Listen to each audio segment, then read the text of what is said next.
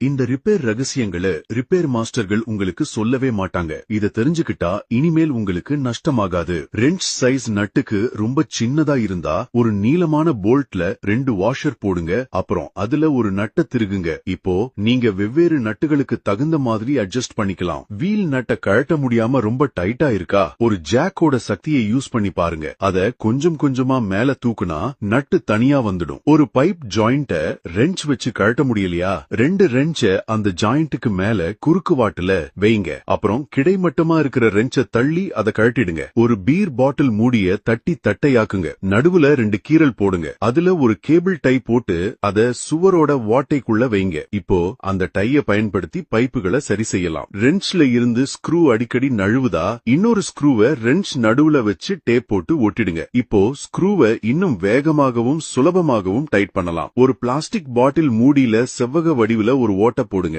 மூடிய கழட்டிடுங்க. பாட்டில்ல 3 ஒரு பகுதியை வெட்டி அதை ஒரு பிரஷ்ல மாட்டுங்க. அப்புறம் மூடிய நல்லா திருகிடுங்க. இப்போ மேல பெயிண்ட் அடிக்கும் போது கையில ஒட்டாது. ஒரு லைட்டரை வச்சு ஸ்ப்ரிங்க சூடு பண்ணி சிவப்பாக்குங்க. அத பாட்டில் மூடியில ட்ரில் பண்ண ஓட்டைக்குள்ள வைங்க. அதை டைட் பண்ணதுக்கு அப்புறம் மூடிய கழட்டிடுங்க. அப்புறம் ஒரு வாஷர், அதுக்கப்புறம் ஸ்ப்ரிங் இருக்கிற அந்த மூடி, ஒரு ரப்பர் பேட், இதையெல்லாம் ட்ரில் பிட்ல மாட்டுங்க. அப்புறம் பாட்டில்ல பாதி பகுதியை திருகுங்க. இப்படி செஞ்சா சீலிங்ல ட்ரில் பண்ணும்போது தூசி எல்லாம் உள்ள சேகரிச்சுக்கலாம். ஒரு பலூனோட ஒரு பகுதியை வெட்டுங்க. அத ஒரு குட்டி வளையம் மாதிரி திருகி பைப் ஜாயிண்ட்ல வைங்க. இப்போ இது ஒரு வாட்டர் ப்ரூஃப் சீலிங் ரிங் மாதிரி வேலை செய்யும். ஒரு பெரிய பாட்டில் மூடிய ஸ்க்ரூ போட்டு ஒர்க் பெஞ்ச் கீழே டைட் பண்ணுங்க. அதை திருகுனா சின்ன ஸ்க்ரூக்களை வைக்கிறதுக்கு யூஸ் பண்ணலாம். வேலை முடிஞ்சதும் அதை மூடலாம். கரெக்டான டூல் இல்லையா, வீடியோல இருக்கிற மாதிரி பண்ணுங்க. ஒரு ரெஞ்ச் வச்சு ஆணிய வெளியில எடுங்க. திருகு இருக்கிற ஒரு பைப் ஜாயிண்ட் உடைஞ்சு போச்சா, பயப்படாதீங்க. அதுல 2 ஸ்க்ரூவை குறுக்கு வாட்டுல போடுங்க. அப்புறம் 2 ஸ்க்ரூக்கு நடுவுல